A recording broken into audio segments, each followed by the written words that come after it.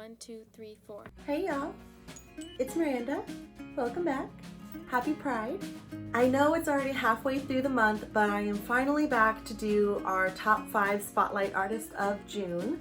It's been a busy month so far with vacations and another vacation coming up very soon in New York for my best friend's wedding, and I just wanted to get this done in time, and I really didn't want to miss out on sharing these top 5 artists that I thoroughly enjoy.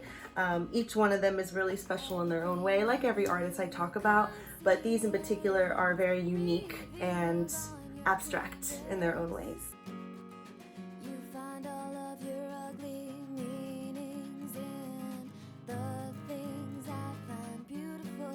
Let's just get right into it. My first artist on my list is a very special one and mysterious one indeed. This particular mysterious artist, of course, being Banksy. To me, this artist is brilliantly mischievous and inspiring for sure. This particular artist's genre and style, of course, being more street art based, has a very discreet and politically driven aspect to it. From the research that I did, there has been a lot of speculation of the actual identity of the person who is behind all of these different artworks.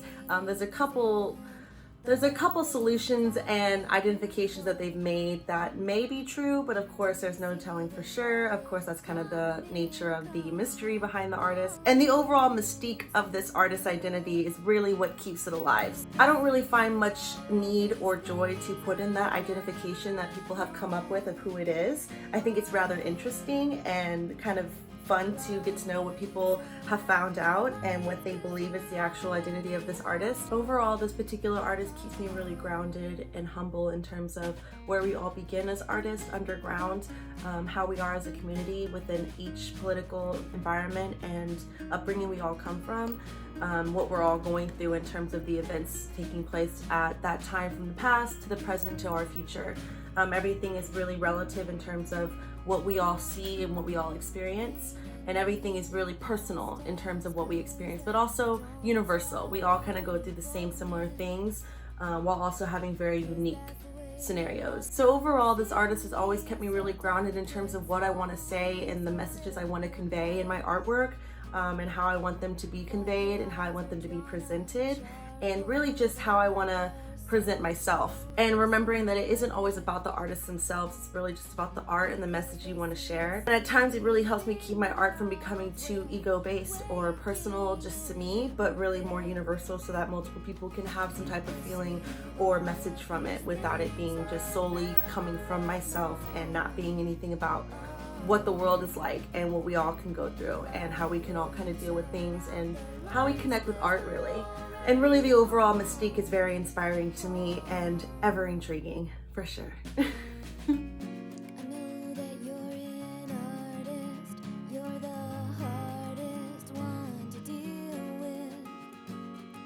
The next artist I'd like to share and talk about is a very, very fun one indeed. I personally adore this artist just because of the sheer joy that I feel whenever I see their artwork and their creations, and how much they inspired me when I was taking my wheel throwing class during college. And this particular artist is Almeda. John is such an inspiration in terms of sculpture for me. I really don't spend a lot of time doing too much sculpture, but whenever I do see his artwork, it just makes me want to get right back into it and just engulf myself into wheel throwing and try my best to just make something as special and unique as what he does. What John is known for is, of course, his miniature ceramic sculptures. And whenever I see them, I just get so excited and I get so inspired, and I just want to do that. I just want to wheel throw, I just want to sculpt and participate in some way, shape, or form in ceramic work. He's an artist from Hawaii. He personally loves to work outside at all times and do outdoor work whenever he does make his creations, and I find that also to be so inspiring and so unique in a lot of ways, because I feel like a lot of us artists, I feel like for me personally, what I know and how I work and what I've seen other artists do is we all work indoors and kind of secluded away from the entire world, but he wants to open himself up to the world and really be within the nature and the outside world so that he can create and put that into his artworks. And for me, as small as they are, that really reflects, and I really find that to be so inspiring. Like I said, I just really can't get enough of this artist. I really just love every single piece that he makes, the way that he shows the dimensions, the way he shows the sizes of them by displaying his hands in his pictures. I mean, alone, he's a photographer to me.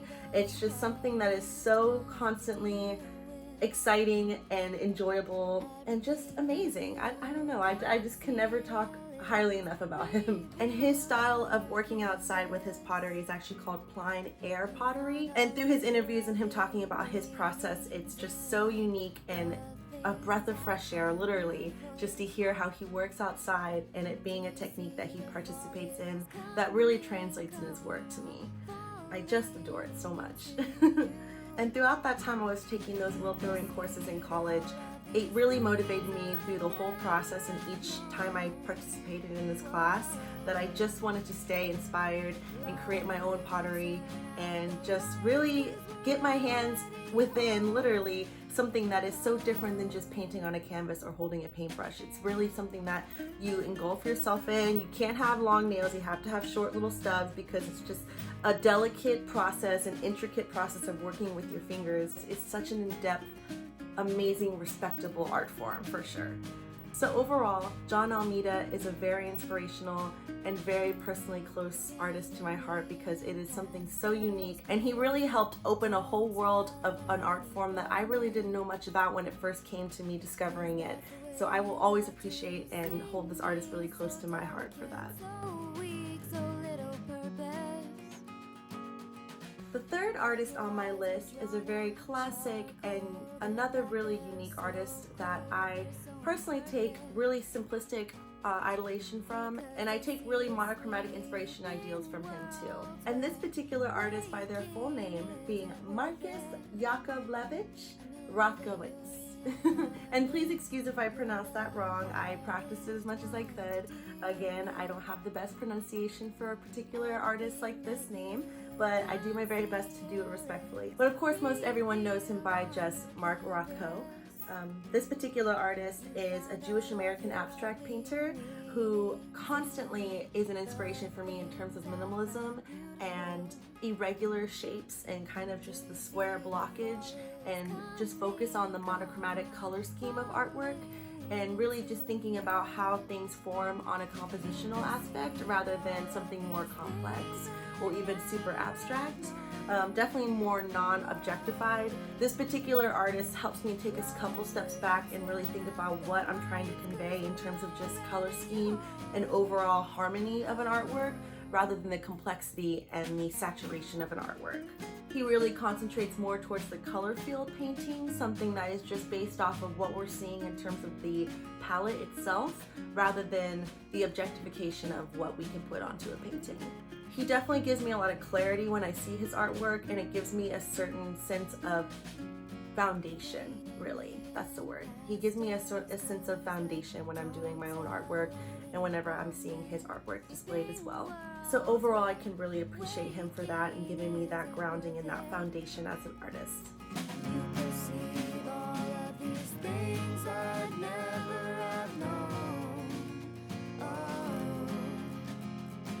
Speaking of color palette and color schemes and overall color ideals with our artworks,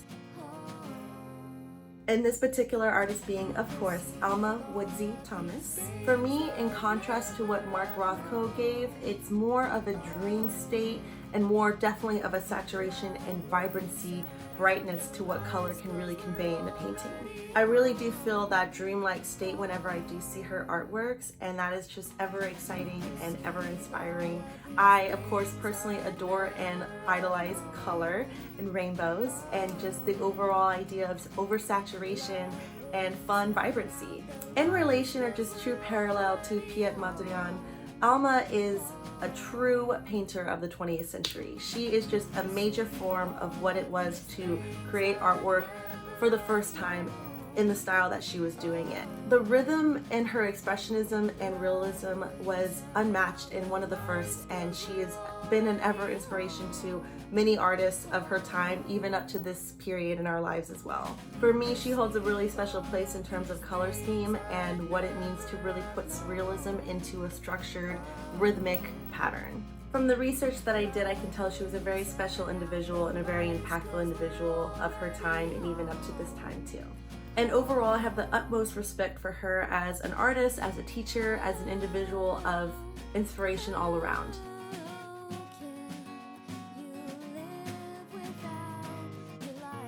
The final artist I'd like to talk about is a really, really special one indeed, a visual Kenyan American artist who I recently discovered, and I'm now incredibly inspired and influenced by this particular artist alone.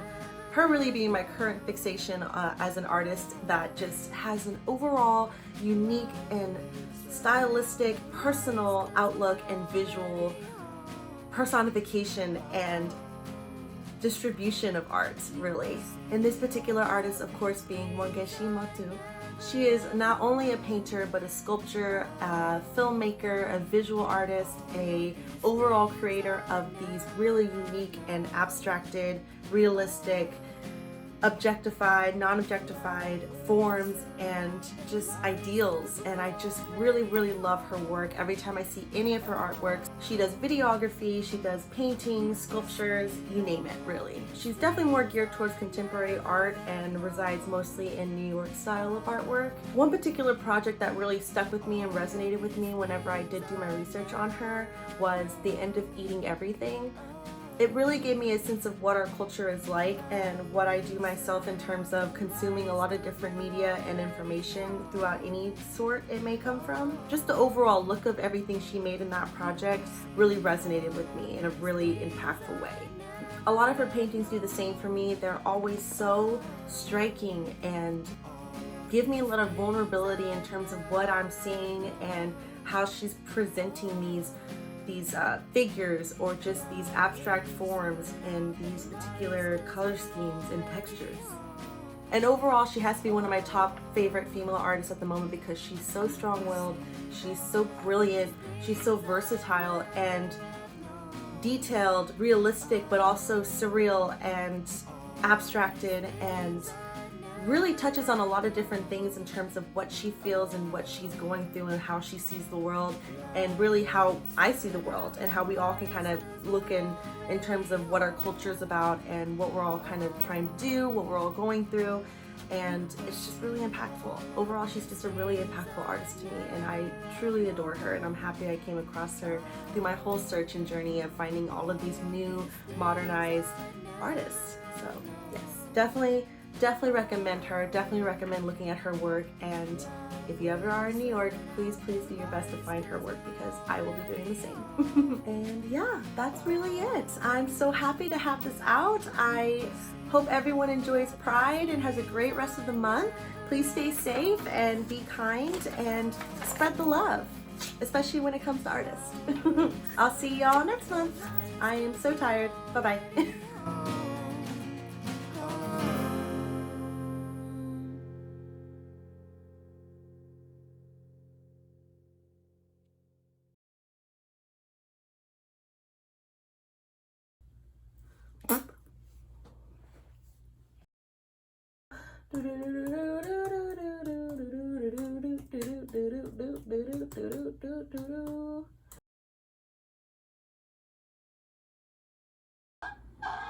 I'm so tired.